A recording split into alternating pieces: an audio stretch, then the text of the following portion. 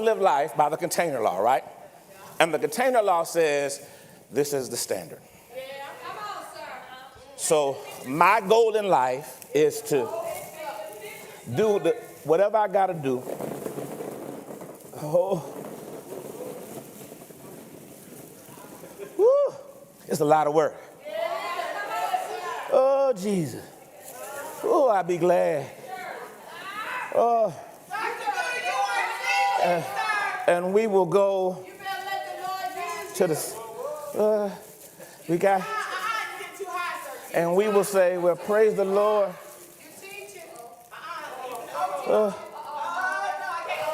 Wait, no, because, and we deem this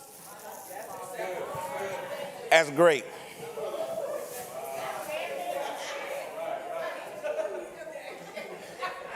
And whenever you reach this point, you do this. You say, whoa, wait a minute.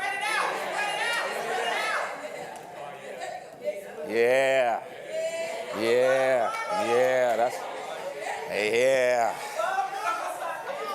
This is your academic life. This is your financial life. This is your health life. This is your life as a leader, your life as a wife, your life as a, am I making sense? You live life like by this, and you rejoice because you say, I did good. And we even ask the question, did I do good? Was I all right? Even when the preacher asked the message on Sunday, how was the message? Was I all right? Did I meet the standard? Am I making sense? But neither one. This does not look like, it doesn't meet either of the definitions. Why? Because now, by default, listen, it's not a verb. It's not speaking of any action now, because now I have stopped. It makes sense. I only had enough action to reach the standard. But excellence means this, that when I'm excellent, that means that I no longer say, somebody would say, well, Dr. Moody, why would you try harder? You did it. Why would you do more? Well, I mean, you're going to do all of that. And you're going to put all that. Versus, see, excellence, it says this. It says to be abundant or great, which means that what I do is I. But here's the deal. Many of us stop.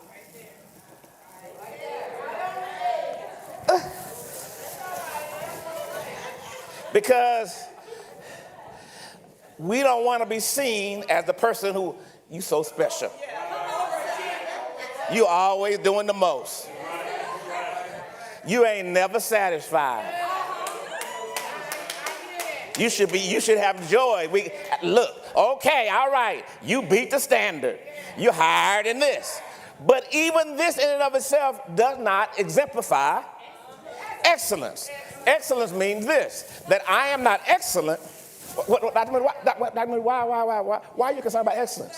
Why? Because as long as I'm good, I can only impact this. That's right. That's it. As long as I'm good, I can only have an effect on this small area and this container. But the beaver does not say, I just want a small little dam and a small little house. And I don't want to bother nobody. The beaver says, listen, this entire environment is going to change because I'm here. And birds, y'all going to have a place to nest. And salamanders, you're going to have a place to live. Frogs, you'll have a place to breathe. Bats, you'll have a place to live. Am I making sense? Turtles, you can live here. Am I making sense? Listen, and so worms, you can live here. Frogs, you can live here. Agriculture will be changed. Nitrates will be changed. Oxidation models will be changed. Rivers will change. Water will change. All because I'm here. Why? Because I never thought about staying within the container. I don't want just a degree. I want to impact the world. I don't want just a church. I want to be part of the kingdom movement. I don't want just to live and pay my bills. I want to impact my children's children with finances. I've got to think about being excellent, right? So here's the deal. So the question is, saints of God, how do I grow to the point where I impact the world?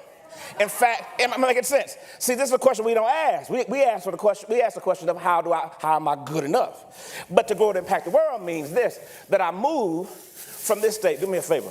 Pour these in there.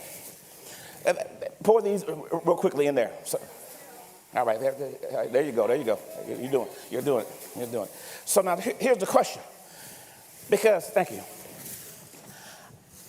I never knew that I had more capacity than that container. Because I lived according to the standard of that container. Imagine that you had this much more in you, but you never knew to access it because all you really wanted to do was fill the container. But when I'm excellent, the only way I can impact this and the entire stage is to move to a point where I say, I'm going to be excellent now. And now my ministry and everything about me starts to impact the entirety of the world. See, here's your problem, saints. You want to live life just impacting the container.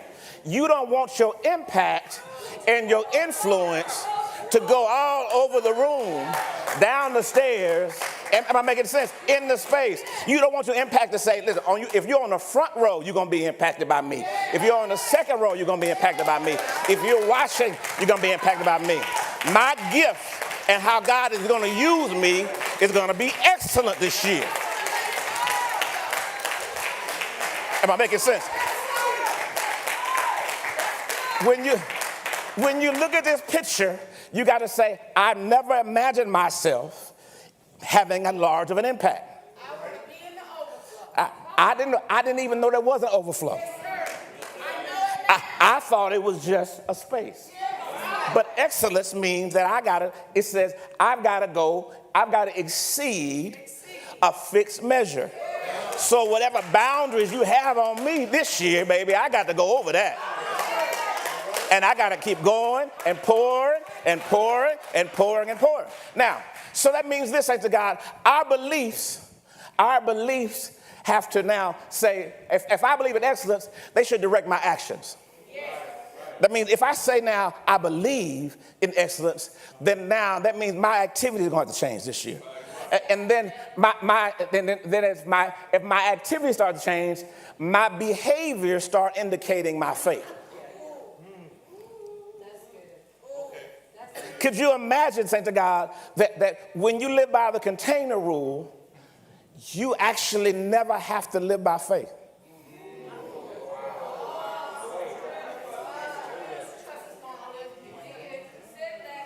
Because you can always live by what you see. You can always live by the standard. But when I walk by faith and not by sight, I don't even know what the goal is. I just keep walking and doing, and next thing you know, my influence is still, and I'm like, wait, I didn't realize that my influence was still going. Every time I do something, it's more and more influence everywhere I go. Am I making sense? So the issue that we have to deal with this morning, saints, real briefly is this. So when we deal with excellence, how do you know it's your season for excellence? How do you know it's your season for excellence? In the book of Daniel, it's a very interesting book because it's a book of prophecy. It's a book of foresight, but it also actually has some practical implications for us. A lot of us don't like the book of Daniel because it gets scary with the visions and the dreams, right? But I want you to understand something here. When you think about excellence, I want you to look at your name and say excellence. Your context tells you when it's time to be excellent. I'm going to say it again. Your context will give you an indication when it's the season to be excellent. Now, I'm going to say it a third time over here. Your context will start showing you when it's time To be excellent. Now, let's look at the context. Israel is in a mess. They have been disobedient, and so disobedient that God has said, I'm about to let havoc break off in your life. And literally, he allows Babylon, King Nebuchadnezzar, to rise up. And he rises up, and the Babylonians, now get this, understand this. When we read about the Babylonians, we forget that the Babylonians is the home of the Tower of Babel. It is the place and the seat of paganism, and the place and the seat of confusion. It is the place where man decided to be disobedient to God and to attend to their own needs, and where God had to confuse their language so that they could do what God told them to do. Babel has a rich history of man disobeying God. Babel has a rich history of paganism. In fact, their chief god was one of their chief gods was a god called Marduk. And Marduk, and in ancient times, when one country would battle another country, in the people's minds, it was literally one god battling another god. So when the Babylonians decided to take on Israel, in many people's eyes, it was Marduk taking on Yahweh. And so when Babylon encamped around Israel and they besieged it, the text tells you that in the 30th year of the reign of this king of Judah, Nebuchadnezzar, the king of Babylon, came and besieged it. So they're acting a fool in Judah. God allows Babylon to come and surround them and say, listen, either you open the gates or we're going to come wreck shop. Give up. And so now they are surrounded, elder. They are besieged. Verse 2 is interesting. And the Lord gave the king of Judah into the hand of the king of Babylon. And the Lord gave the king of Judah. Judah means praise. So what do you do when God takes your praise and besieges it? When you don't feel like praising God, you don't feel like lifting God, you don't feel like raising the standard, you don't feel like coming to church, you don't feel like putting the extra into it, you don't feel like serving, you've been besieged. But it says, and the Lord gave it. So from the outside, it looks like Marduk winning. But from the inside, Yahweh is saying, okay, we finna work this. We finna work this. It ain't gonna look right to you, but we working something here. And the Lord gave the king of Judah into the hands of Nebuchadnezzar with some of the articles of the house of God, which he carried to the land of Shinar, which is Babylon, to the house of his God. Notice it's a little g. So from the outside, what you would see is the king of Judah taking the artifacts of the temple and being paraded into Babylon. And so from the outside, you say, Marduk has defeated Yahweh, and he has taken the artifacts and the holy things.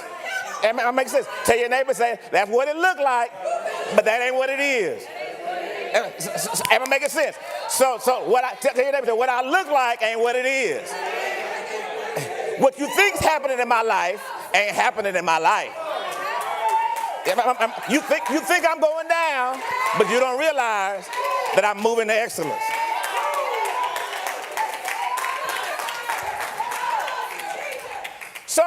So now when you can look at that, everybody's like, oh man, Yahweh got his butt kicked. And man, the king that went up there, they took the king. And now, if you read a little Jewish history, you'll find out that this first level king, that this king and several people got taken and they took him to Babylon. And even the Babylonians would say things like this: sing some of your praise songs now. Shout. Where is Yahweh now? That's where you hear the text. How can we sing in a strange land? And so now, and the king instructed the master of his eunuchs to take some of the children of Israel and some of the king's descendants and the nobles. So the king said, okay, he said, listen, he says, I'm not finished wrecking shop. So the king of Judah leaves. Another king tries to rise up in his place and try to lead people in Judah. He resists Nebuchadnezzar. And what you'll find out is that, I think it may not be, it may be in the history, it may not be here. This king tried to resist Nebuchadnezzar, and Nebuchadnezzar said, I'll tell you what. He said, he says, you want to front? So he gets the king's sons. And he brings the king before everybody, and he brings the king's sons. And he has the Babylonians kill the king's sons in front of him. And then he says, and that's going to be the last thing you see. And then he cuts the king's eyes out. Because the last memory you're going to have is your sons being killed. And I want to let Israel know, if anybody want to try me,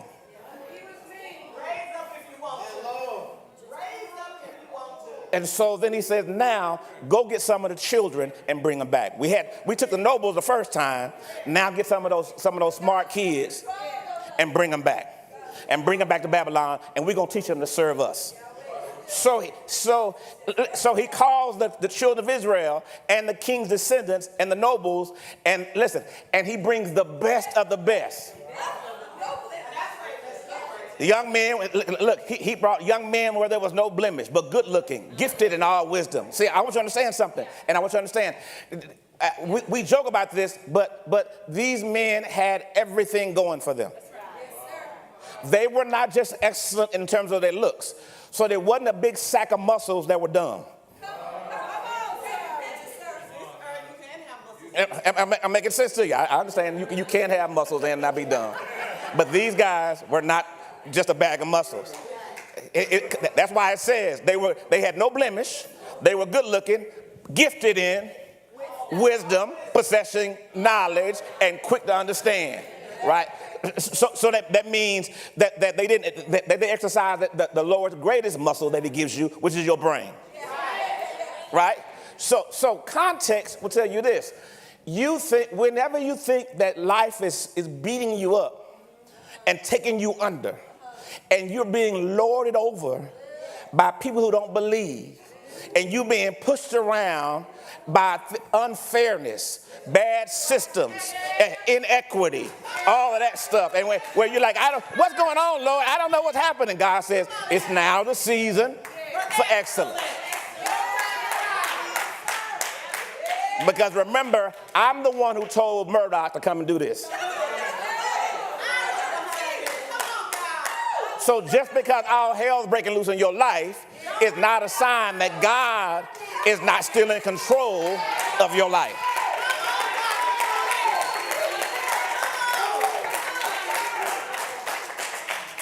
So he brings these men who are quick in knowledge, quick in understanding, to the king's palace. He says, and I'm going to teach them the language and the literature of the Chaldeans. Go ahead. So now, when it got quiet in here. It got quiet. I said, what? When God is telling you, your old way of learning ain't working. When God is saying you're going to stretch out, you got to learn more. You don't know how to lead no more. That old way ain't working no more. Your old ways ain't working. Listen, you got to think differently now. When they're saying we want to give you the raise, but you don't have the skill set. They say we want to open the door for you, but you don't have the degree. We'd love to hire you, but you need this. He says this.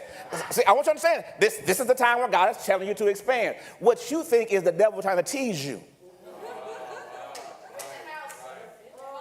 God, you said it, if I couldn't get the money, if my organization didn't have these statutes, it didn't have these standards. And God is saying, get the standards, dummy. I'm telling you the way to get it. You said that I couldn't have this job unless I got the degree. Get the degree. I'm showing you this is the way. This is the way. It's time to expand. It's time to grow. It's time to be different.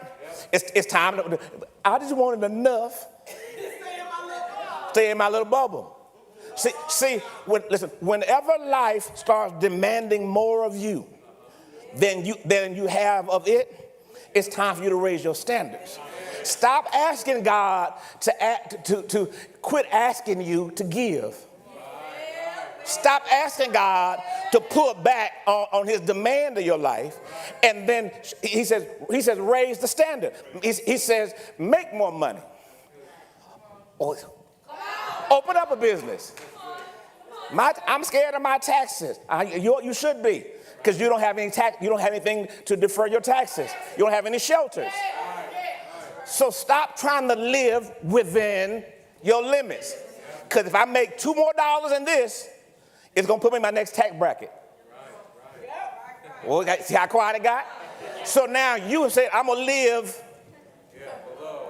right here. Oh, don't give me no money. Don't give me no increase. Because if I get an increase, I'm going to mess around and live outside the standard. See how quiet it got? See how quiet it's getting? We're talking about excellence now. If the doctor says, listen, you're going to have to learn how, you're going to have to eat differently. You're going to have to exercise differently. Live above the standard. I got sad news today. What's your sad news? I got to walk 15 minutes a day. I got the devil trying to attack my mind.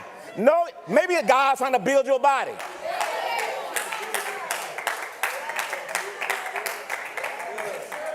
Am I making sense? You found out he was playing off on you on purpose. God said, I need to let him be dumb and show you this so we can move on past this. That's why you found that out. Leave it alone now and let's move on. When your context changes, oh, you see how it got so quick. Got sad so quick. So now, Daniel. Thank you for worshiping with us today. If you liked this message, you can find the rest at cmllcstore.com.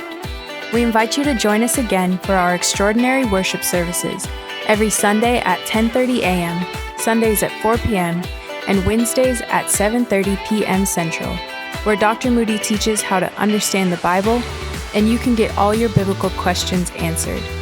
We look forward to connecting with you.